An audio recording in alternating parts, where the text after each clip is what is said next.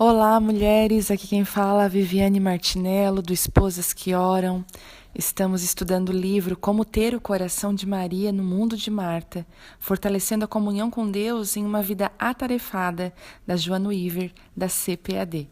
Um livro que tem um tema tão abrangente nos nossos dias. Hoje nós estamos no áudio 7 e nós vamos começar nossa leitura agora. Porque a Bíblia diz para não nos preocuparmos. Não é uma sugestão quando Deus nos diz na Bíblia para não nos preocuparmos, é uma ordem.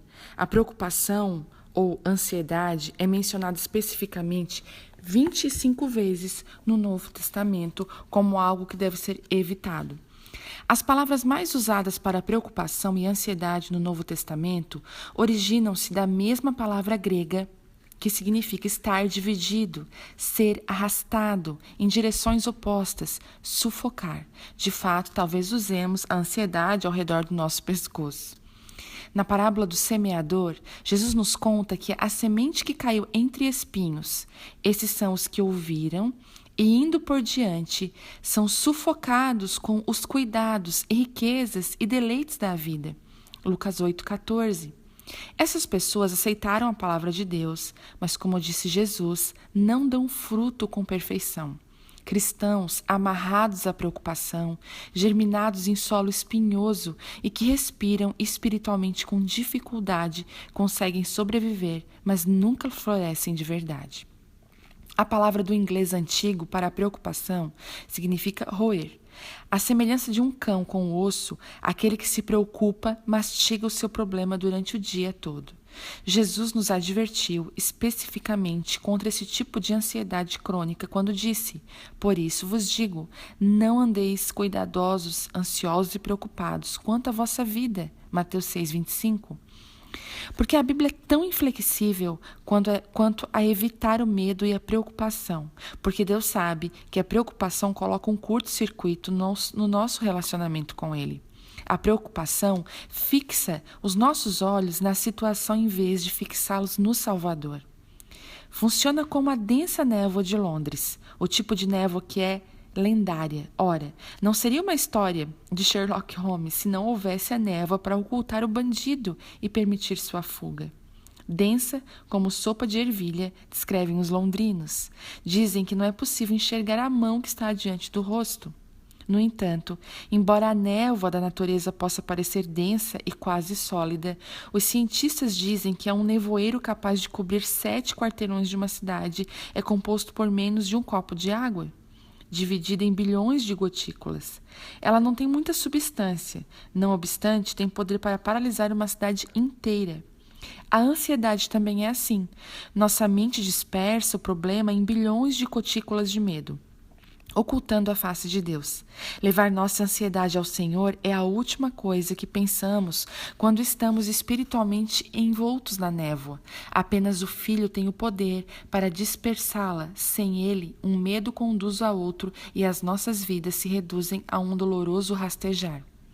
Preocupação com o modo de vida. Em seu livro, Sheila escreve sobre um grupo de mulheres com quem conversou sobre o medo e o lugar ocupado por ele em nossas vidas. Uma mulher disse: "O medo é o que me mantém. Sem ele, sou uma suéter." Eu desfiaria. Todas as mulheres riram, escreveu Sheila, mas sabíamos que havia alguma verdade em suas palavras. O medo era parte da estrutura de sua vida. E ela tinha medo, essa palavra de novo, do que a sustentaria caso ela o perdesse. A preocupação pode se tornar um hábito e não é fácil livrar-se dela, afinal, às vezes ela realmente parece funcionar. Podemos ser um pouco neuróticas, mas nossas crianças nunca se machucam. Não as deixamos subir em nada que seja mais alto que o sofá. Nossos maridos sempre usam cuecas limpas e recém-passadas. Em caso de acidente, os paramédicos saberão que eles têm uma esposa que lhes trata bem. Não saímos muito, mas nossas casas brilham com tanta limpeza. Gostaríamos de convidar mais pessoas para uma visita, mas se disserem não, e se disserem sim? Infelizmente, a ideia de que a preocupação nos ajuda de fato é somente uma ilusão. É uma perigosa ilusão. A preocupação não evita que as coisas ruins aconteçam. Na verdade, ela nos impede de ter a vida abundante que Deus deseja. Em vez de nos ajudar a resolver os problemas da vida, a ansiedade cria outros, inclusive uma tendência à introspecção doentia. Para muitas de nós, as preocupações são como salgadinhos industrializados. É impossível comer um só. O Dr. Howell conta que um paciente assim descreveu sua preocupação. É como um vento frio que atinge uma janela. Em segundos estou lutando contra ele na rede de perigos, de pormenores intricados. Você não é capaz de acreditar como rapidamente vou de uma preocupação a uma soma confusa delas. Minha amiga Penny concorda. Estou sentada no sofá quando, de repente, em um dos meus pensamentos adquire vida. Logo depois, ela se vê chorando e aos soluços. Em questão de segundos, meus filhos morreram, meu marido se divorciou de mim e eu estou vivendo nas ruas. O Dr. Howell diz que a imaginação das pessoas ansiosas é muito fértil. Em vez de basearem-se em fatos, elas permitem que sua preocupação se alinhe a outra, até o efeito dominó começar. O medo se move e toca o seguinte e assim por diante. Essa é a razão para que a verdade pode ser um antídoto poderoso contra a preocupação. Compreenda os fatos, pois uma boa parte da preocupação nociva se baseia no exagero ou na desinformação.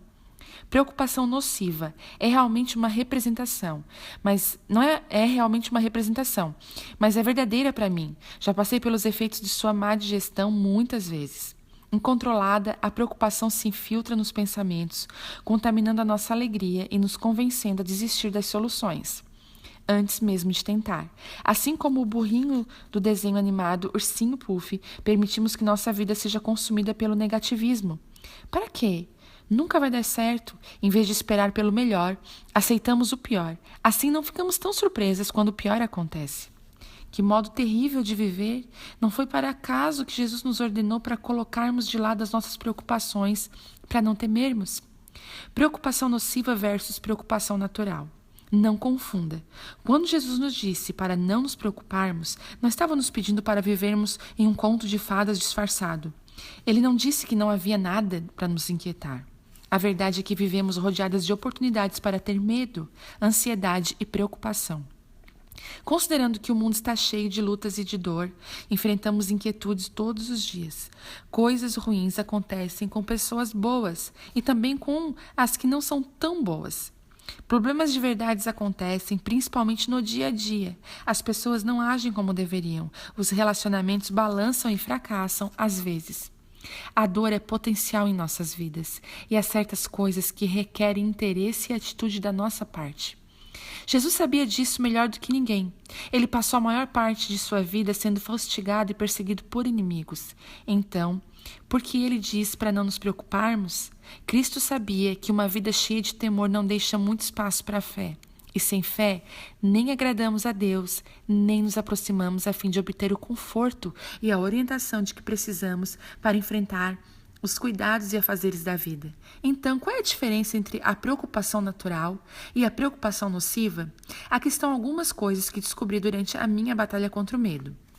Preocupação natural envolve um perigo verdadeiro e a preocupação nociva geralmente não tem fundamento. A preocupação natural é específica, é uma coisa. A preocupação nociva é genérica, se desdobra em muitas coisas. A preocupação natural dedica-se ao problema, e a preocupação nociva traz obsessão pelo problema. A preocupação natural resolve os problemas e a preocupação nociva cria mais problemas. A preocupação natural busca respostas em Deus e a preocupação nociva busca respostas em si mesmo ou em outras pessoas. O pastor e professor Gary resume a diferença desse modo. A preocupação nociva permite que os problemas e aflições fiquem entre nós e o coração de Deus. É a visão de que Deus perdeu o controle da situação e não podemos confiar nele. A preocupação natural nos leva a ficar mais perto do coração de Deus e a depender e confiar nele completamente. A preocupação natural nos aproxima de Deus e a preocupação nociva nos afasta dele. Penso que essa distinção é especialmente útil para aqueles que tendem a espiritualizar a preocupação. Dizem que é a nossa obrigação nos martirizarmos com as coisas, tais como o estado do mundo, nossas finanças, nosso futuro. Mas um homem falou: exagero sempre termina em pecado.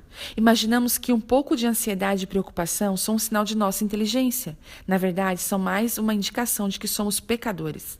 A inquietação surge da nossa determinação em resolver tudo sozinhos.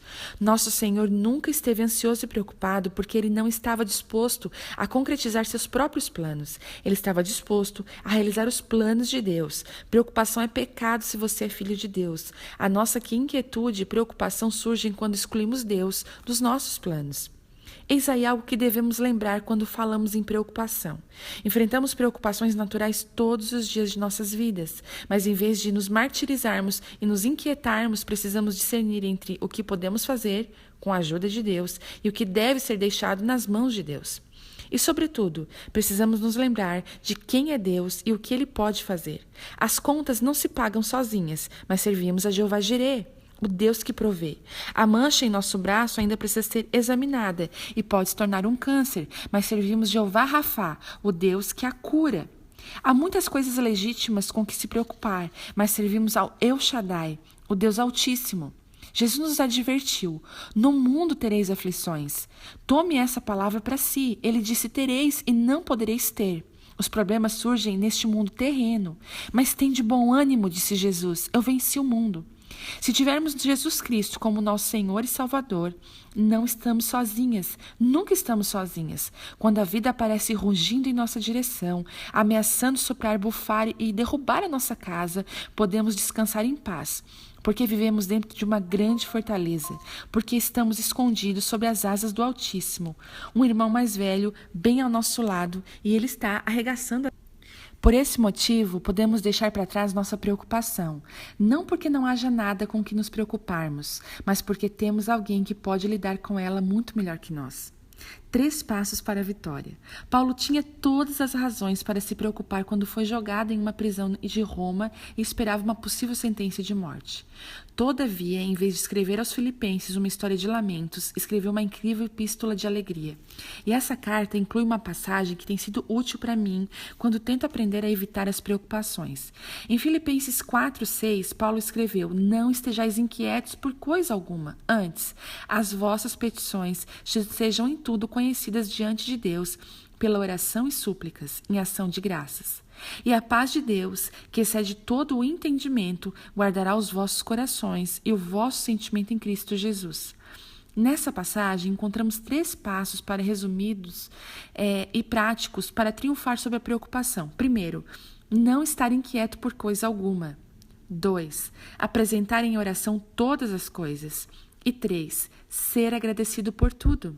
Quando Paulo escreveu essas palavras, não estejais inquietos por coisa alguma, ele quis dizer literalmente, nem por uma coisa sequer. Nada, nem por nossas famílias, nem por nossas finanças, nem por nosso futuro, nem pelo nosso passado. É importante que alguém como eu ouça, pois a preocupação é um hábito traiçoeiro. Permita apenas uma preocupação e atrás dessa virá outra, depois outra. É melhor cortá-la pela raiz, não estar inquieta por coisa alguma. Ocorre que a única forma de se beneficiar daquela primeira regra é executando a segunda, orar por todas as coisas. E Paulo quis dizer, literalmente, cada uma delas. Não há nada que seja tão grande ou tão pequeno que não possa ser apresentado ao coração do Pai. Corey Tim escreveu assim: uma preocupação pequena demais para ser apresentada em oração é também pequena demais para se tornar um peso. A compreensão dessa verdade tem sido grandemente útil para mim. Uma das maneiras pelas quais Deus me libertou do meu modo ansioso de viver foi a oração. Ideia recente, hein? Especialmente para alguém que passou a maior parte de sua vida dominada pelo seguinte princípio: por que orar quando você pode se preocupar? Veja o que eu fiz. Em vez da obsessão mental com os meus problemas, comecei a transformar conscientemente minha preocupação em oração.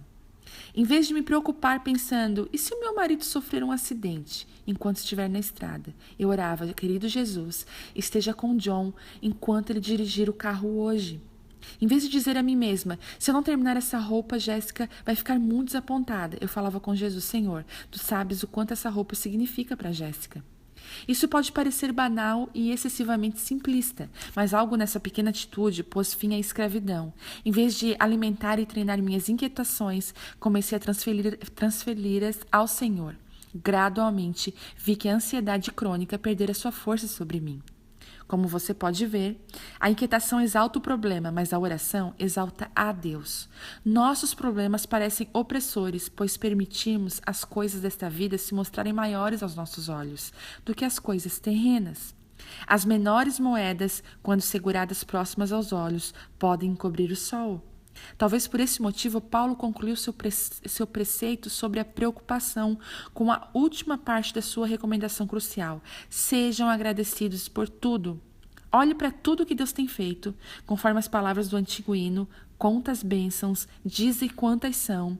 Se não formos gratos pelo que Deus fez no passado e no presente, não teremos fé para crer em Deus com respeito às coisas do futuro. A gratidão é importante, pois ela tem o poder para mudar a nossa postura.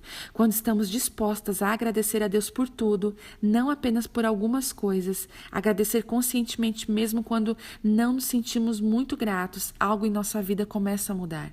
Começamos a ver a vida como Cristo a vê, com mais oportunidades que obstáculos, e quando vemos a vida pelos olhos da fé, o medo tem que sair.